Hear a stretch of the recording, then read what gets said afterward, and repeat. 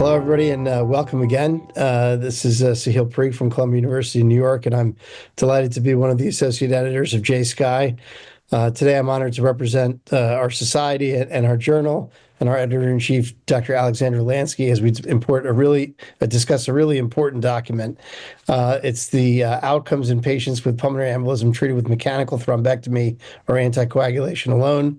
It's a paper presented today by Dr. Hassan Saleh from the Division of Cardiology and the Department of Heart and Vascular Medicine at Spectrum Health in Michigan State. We're delighted to be joined by two leaders in the field, Dr. Kenneth Rosenfield from the Massachusetts General Hospital, also known as the father of the PERT team, and Dr. Peter Monteleone. He's the director of the non-invasive vascular lab and the assistant professor at the Dell School of Medicine in Austin, and is a colleague in the field of peripheral intervention, specifically interested in pulmonary embolism. So I want to thank my panel, and we'll start by having Dr. Saleh introduce the paper, and then we'll get to some Q&A. Thank you on behalf of all the co-authors for having me today. So our paper, Outcomes of Patients with Pulmonary Embolism Treated with Mechanical Thrombectomy or Alone. So just some background on PE, remains the third leading cause of cardiovascular mortality in the United States. Mainstay of therapy is anticoagulation, with thrombolytics reserved for severe cases. Catheter-directed therapies have emerged and becoming more widely used, but their data on mortality is lacking, with most studies focusing on clinical parameters. So our question was, does mechanical thrombectomy offer mortality benefit compared to anticoagulation alone in patients with pulmonary embolism? So our design, this was a single center retrospective review of cases between July 2019 and April 2022. The thrombectomy group included 311 consecutive PE patients who underwent mechanical thrombectomy with the Inari FlowTriever system plus standard of care. The anticoagulation group was initially comprised of over 1,800 patients, and after propensity score matching, 309 patients were matched, who were also hospitalized and treated with anticoagulation alone. We matched based off PESI variables, and outcomes assessed were mortality at 30 days, 1 year, 2 years, major bleeding that required transfusion, length of stay, rate of stroke, and recurrent PE for low-risk patients. Results of our study. So between the two groups, matching was similar, with median PESI score of 99 in the thrombectomy group and 101 in the propensity score match group, resulting in PESI class 3 for both, and PESI classes was similar between both groups, between PESI class 1, 2, 3, 4, etc. Despite this matching, there were differences that remained. The thrombectomy group had higher acuity, so there's significantly more RV strain on both CT and echo in the thrombectomy group. The thrombectomy group had a higher rate of positive cardiac biomarkers, which ultimately resulted in a higher proportion of patients in the thrombectomy group being ESC intermediate high or high risk patients. Notably, the match group had a higher rate of metastatic cancer, which was significantly different. And despite all this, the match group had similar mortality rates compared to published registry data. So when patients were not stratified, there was a mortality benefit or mortality difference between the two groups, starting at 30 days up to 2 years. Once patients with metastatic disease were excluded from analysis, the mortality difference only remained in patients who were ESC high risk or high risk patients. Low risk patients who were PESI negative, so PESI class 1 or 2, who did have RV strain, if you just categorize them as they are PESI class 1 or 2 with RV strain, there's no difference in outcomes, whether they're treated with thrombectomy or anticoagulation alone. But notably, they did have numerically more bleeding, stroke, and recurrent PE. So the conclusions from our studying, pulmonary artery thrombectomy offer a mortality benefit in select patients, particularly those without metastatic cancer who are high risk. And this mortality difference was seen at 2 years or up to 2 years. Lower risk patients likely do not gain anything from undergoing thrombectomy. And it's important to be mindful that we cannot extrapolate this data in high-risk patients to low-risk patients. And future areas of study, at least that I think would be helpful, is these patients who are low risk, whether there is or isn't a mortality benefit. It'd be nice to know whether they have any difference in quality of life and any difference in rates of pulmonary hypertension and functional outcomes. Thank you. Great. Thank you, Hassan. That's really helpful to get an overview and a snapshot of the paper. Peter, you've been studying PEs for a long time. We've worked on papers together. One of the interesting things about the technique of catheter-directed thrombolysis versus thrombectomy is the immediacy of the impact we see with thrombectomy versus lysis. You and others, and we together have also noticed that there's potentially downsides of that, and blood loss is one of those downsides when thrombectomy is potentially used. How do you put these data in perspective with your clinical experience and with what's been seen in the literature these last few years? Yeah, thank you, Sahil. Thank you to the folks at SCAI for having me here, and Hassan, congratulations on this work. It's so important, I think, to look at these types of studies. We've moved so quickly in pulmonary embolism therapies that we have a slew of randomized controlled trials coming down the line, which is credit to investigators, credit to SCAI for bringing this type of work forward, because we're still learning so much about this. So everything that we see in this paper gives us information about what we're doing clinically. We're still pushing based on first rounds of clinical trials that showed us benefits at 30 days and 90 days in RV outcomes. We still don't have great answers about mortality, and we've definitely seen scope creep in all of our practice. We're treating patients who might not be hitting, intermediate high risk or high risk, and we're treating lower risk patients. And credit to the team's work on this paper, we see the benefit. It speaks a lot to our clinical practice. We all think that there's likely a mortality benefit, which the next round of clinical trials is going to be pushing to help show us. Seeing that come in higher risk patients, like Hassan demonstrated, but also giving us this thoughtfulness about lower risk patients who we're all starting to treat. We can make good excuses why maybe someone who's lower risk is a little higher risk than an ESC classification makes them. We might push into therapies for those patients. But even, in a single center study, we start seeing some trends towards increased risk of bleeds, increased risk of other problems. And I think we have to maintain that grain of salt as we get really excited about these therapies and as we think about the next round of clinical trials that are coming forward. So really interesting stuff. And I think it fits in perfectly with what's going on in the field. Hassan, one of the challenges for your paper was that it spanned the heart of the COVID pandemic. And I know from my experience in New York, and I know from colleagues around the country, COVID changed everything in so many ways, specifically when it came to thromboembolic disease. Did you guys look out of curiosity at that sort of pre and post COVID era versus the intra-COVID era as separate groups? And was there any way to sort of distinguish different trends? Because I think that in addition to metastatic cancer, which clearly came out as something that was a predictor of poor prognosis, the COVID period in general, I would have expected would have been a predictor of negative prognosis. Yes, we did not particularly look at trends related to COVID. We looked at the rates of COVID.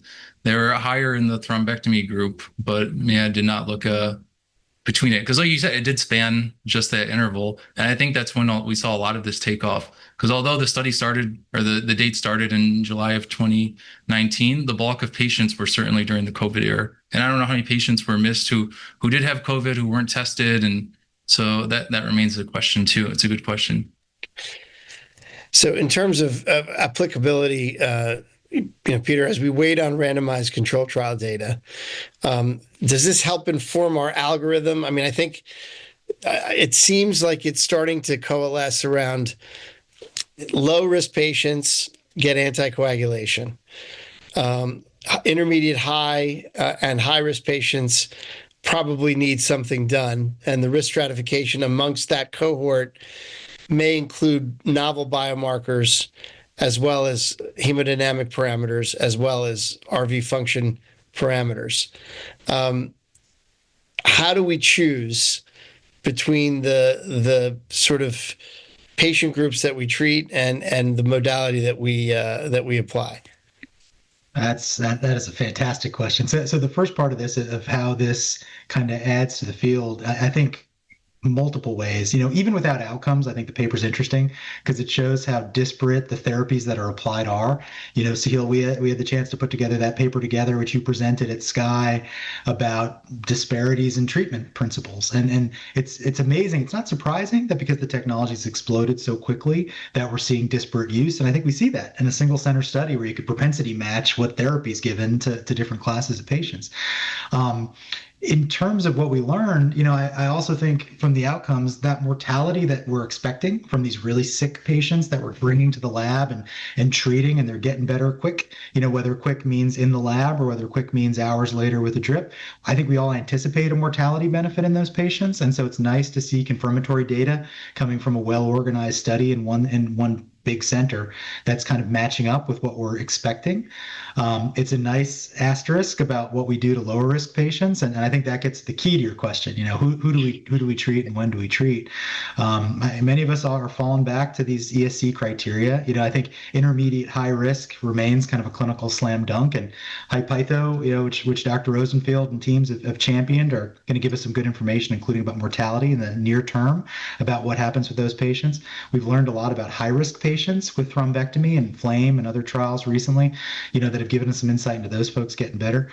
In terms of picking therapies, gosh, we still have a ton to learn, about which one is better in which situation, even within thrombectomy. We say thrombectomy like it's one entity. In reality, it's about 7 different modalities of taking clot out of an artery and coupling in the power of thrombolytic in some of these cases, that there's still a lot to be learned about who would respond better. So I don't know if we know the answer yet, but I think these results match up very clear with the need to learn a little bit more about how to make thoughtful decisions. Hassan, you had talked to us about thrombectomy, as Peter points out, as a sort of universally monolithic entity. But there's a number of different technologies with pros and cons. What was the dominant technology used in your cohort? Solely FlowTriever. And it was all the 24 French device, or were there different sizes used? There's different sizes. We don't have data on that, but it transitioned to solely 24 towards the later half. But before that, there was 18 French. Okay, so it's helpful for people to recognize that this is a FlowTriever study and that that was the dominant modality, because people, you can't just say thrombectomy anymore because there's several devices that are FDA approved for that application. Kenny Rosenfield, thank you for joining us. Tell us, in your own opinion, how do we put in perspective the differences and the pros and cons between thrombectomy versus other therapies like CDT or just anticoagulation? Are there key features, clinical pearls that you can offer us as to patients which need thrombectomy versus other therapies? That's a great question, Sahil.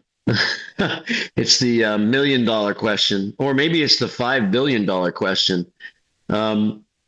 So I think this is what we all struggle with this, and that's actually the entire reason that PERT was created. It's initially PERT was about how do we treat this patient with pulmonary embolism with what tools we have, and back then we didn't really have thrombectomy. Now we have more tools, and I would say there's probably more reason than ever to have PERT teams now because we don't know even more what the best treatment is. Now, some people, there's a great variety of opinions, as always, and there are some that are just completely committed to thrombectomy now. Now that it's the new kid on the block, not so new anymore, but certainly the more dramatic kid on the block, with pictures of thrombus that are circulated on the web, and very impressive and important and impressive immediate results, with the patients immediately feeling relief of pressure, and their RVs are immediately better and their pressures are immediately down. I mean, it's a more quick and dramatic therapy. It's kind of like STEMI, PCI for STEMI, as opposed to thrombolytic therapy for STEMI. So how does one decide? What are the pearls? I wish I could answer that. I mean, I think the most important thing I would say is that we need to get away from misinformation and the sort of prolific amount of misinformation that's out there. I think Peter really shed light on this with the whole issue about bleeding with his, and you as well, Sahil, your publication that you were both part of, which demonstrated that no, actually blood loss and intracranial hemorrhage is just as frequent with thrombectomy as it is with catheter-directed thrombolytic therapy. So that was based on a huge patient population, inpatient sampling that was really informative. And so I still think, that said, I think, yeah, there are some people that on our PERT calls, we say, okay, I really think it's appropriate to do a thrombectomy here. I did one last night, and the patient had this incredibly large burden of thrombus. It was actually hemodynamically pretty stable, and the RV-LV ratio was only about 1 or 1.1. So it wasn't overwhelming, but it just was such a huge amount of thrombus in there. And we all sort of said, if this guy, if we get him up and walk him around, he's going to be really short of breath and his sats are going to drop. And we just made a gut decision to do it. But we didn't have the evidence to support it, quite frankly. And if we do this, it's just because it's a gut feeling. There's a ton of thrombus there. And we got a ton of thrombus out. Took 3 hours.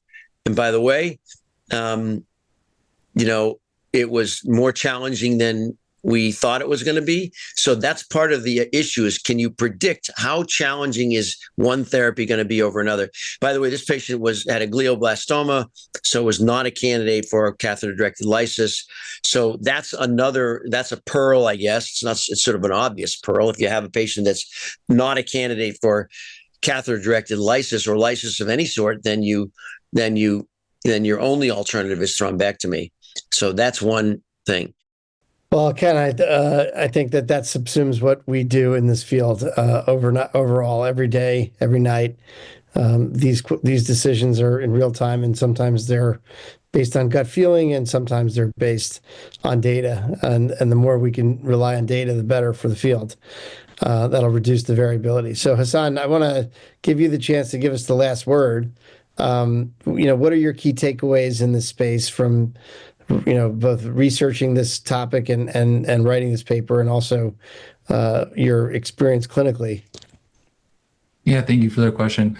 I think the goal of the paper was try to further understand what I think many of us already thought. The higher risk patients benefit from it, and the low risk patients may not have a mortality benefit. But I think, as everyone else pointed out, we still don't know if they do have a quality of life improvement. I, in my own standpoint, I've seen patients, they come in with PE, they're very short of breath. They have all these clinical markers that say, hey, this isn't someone who needs something. And then, I don't know, I love thrombectomy, but I've found ECOS to be very useful too. You do ECOS and you check on them the next day and they are just so thankful. So I think in the future, hopefully we can just understand more just who benefits on at every level. I think being able to send somebody home so they can be at their normal level of activity is very meaningful too. So hopefully we find out more about this in the future. Well, I mean, I think for sure, SCAI has become a home for publications in the pulmonary embolism space. We're proud as interventional cardiologists to be, beating the drum and carrying the flag for the PERT teams around the country. And so I want to thank, in that vein, Kenny and Peter for participating as discussants, and Hassan for presenting the paper. We look forward to seeing you on another conversation in interventional cardiology soon. So thanks for joining us.